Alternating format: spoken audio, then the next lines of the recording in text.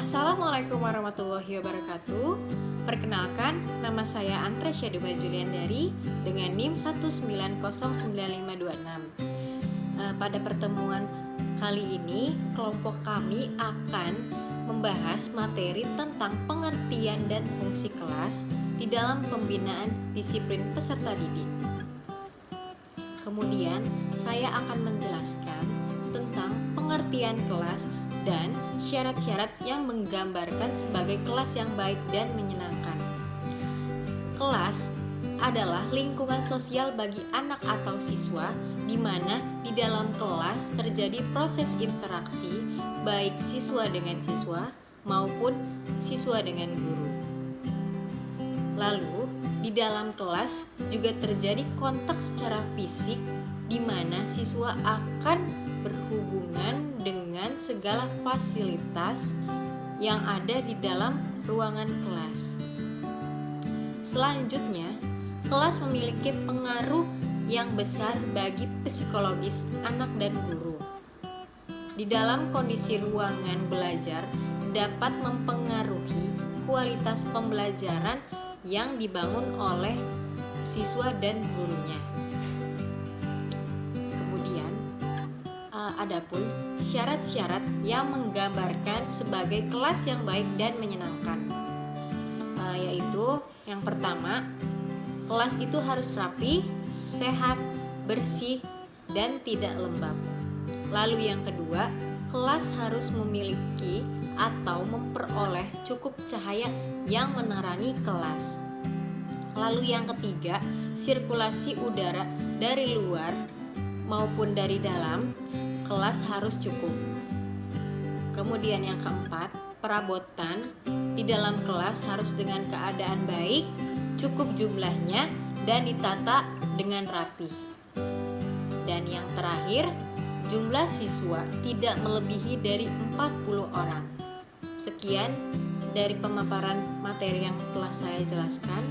Akan dilanjutkan dengan rekan saya, yaitu Hani Aliza Priyatna. Assalamualaikum warahmatullahi wabarakatuh.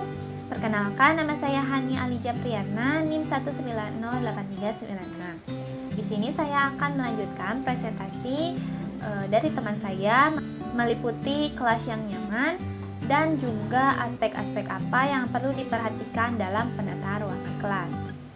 Kelas merupakan ruangan yang digunakan siswa untuk belajar selama mengikuti pembelajaran di sekolah.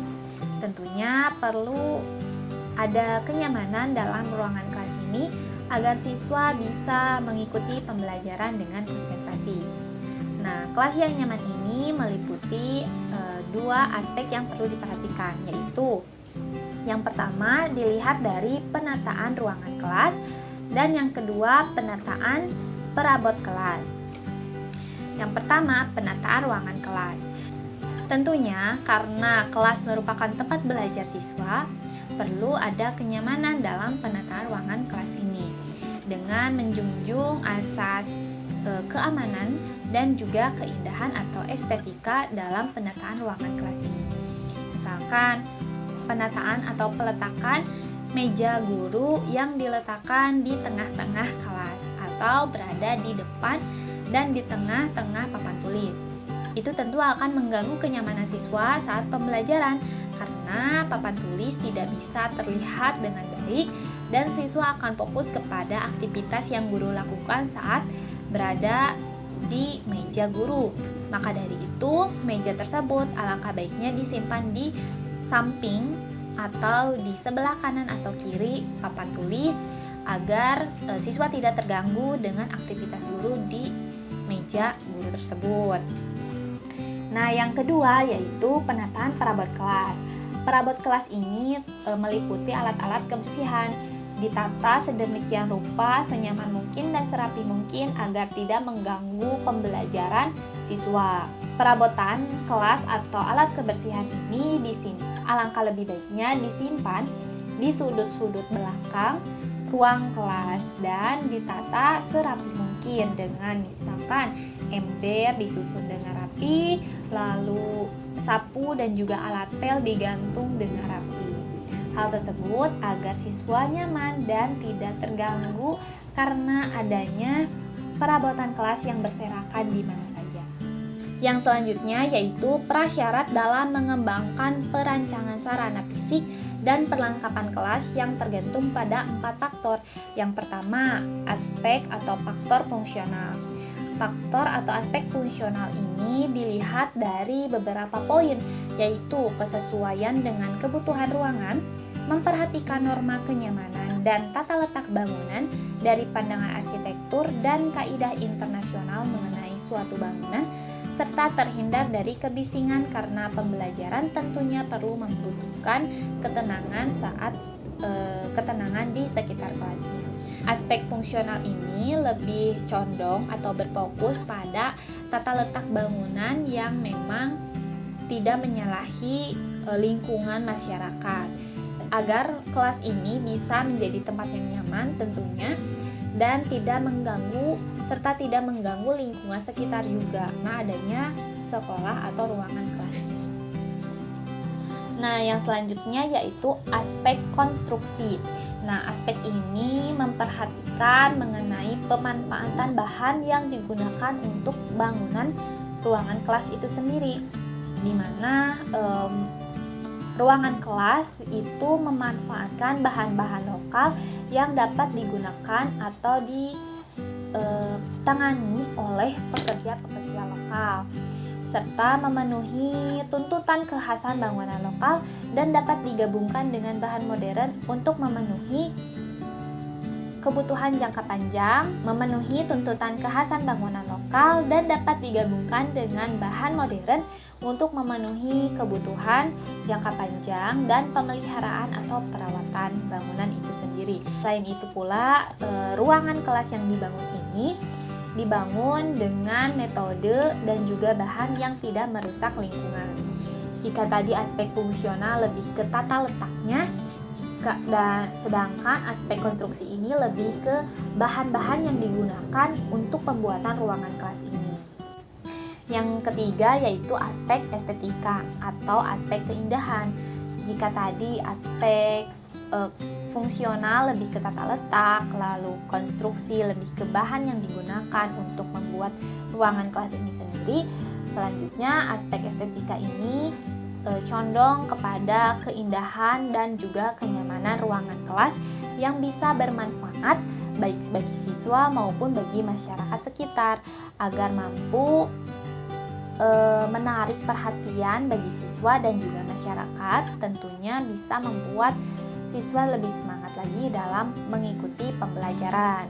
Tentunya kelas yang dibangun ini pula dibangun dengan layak untuk kemanusiaan dan juga disesuaikan dengan kebutuhan dari suatu ruangan kelas itu sendiri. Yang keempat yaitu aspek pembiayaan. Biaya yang diperlukan dalam pembangunan ruangan kelas ini harus dalam batas pertimbangan arsitektur atau pertimbangan kebutuhan arsitektur, baik biaya per unit atau biaya per siswa dalam membayar biaya bangunan ini. Sekian dari saya, mohon maaf apabila dalam penyampaiannya masih banyak kesalahan dan kekurangan. Terima kasih, selanjutnya akan dilanjutkan oleh teman saya. Assalamualaikum warahmatullahi wabarakatuh.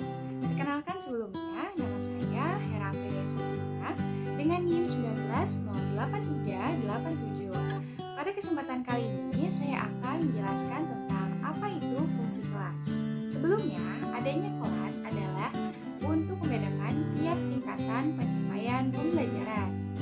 Nah, fungsi kelas secara umum adalah untuk menunjang tujuan-tujuan dari capaian pembelajaran.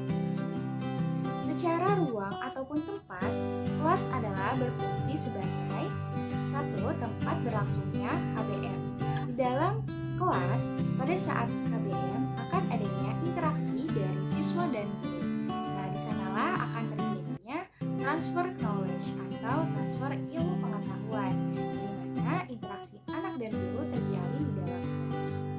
Nah, untuk fungsi kelas yang kedua adalah kelas sebagai tempat praktikum yang tidak memerlukan peralatan khusus. khusus.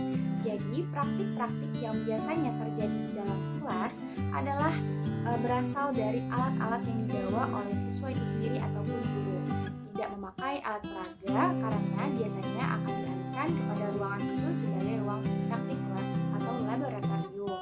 Untuk fungsi kelas yang ketiga adalah sebagai tempat penyimpanan perbekalan dan perlengkapan siswa, di mana semua aktivitas siswa itu berada di sekolah. Nah, tempat kelas adalah sebagai tempat penyimpanan peralatan yang dibawa oleh siswa. Dengan adanya kelas, maka ada penerapan yang bisa dilakukan di dalam kelas, yakni salah satunya adalah penerapan sikap disiplin siswa. Hal-hal yang bisa dilakukan diantaranya adalah untuk meningkatkan kedisiplinan siswa. Yang pertama, berbaris sebelum memasuki kelas. Nah, anak-anak diminta untuk berbaris secara tertib dan masuk secara satu persatu ke dalam kelas. Yang kedua, menyapa atau memberikan salam dan senyuman kepada orang lain di dalam kelas. Yang ketiga, kita dapat berdoa sebelum dan sesudah berkegiatan. Yang keempat, kita dapat menjaga kebersihan kelas. Dan yang kelima, selalu bersikap antri saat keluar kelas. Jadi dengan adanya kelas di sini pun merupakan wadah dari perkembangan afektif atau sikap yang bisa ditonjolkan pada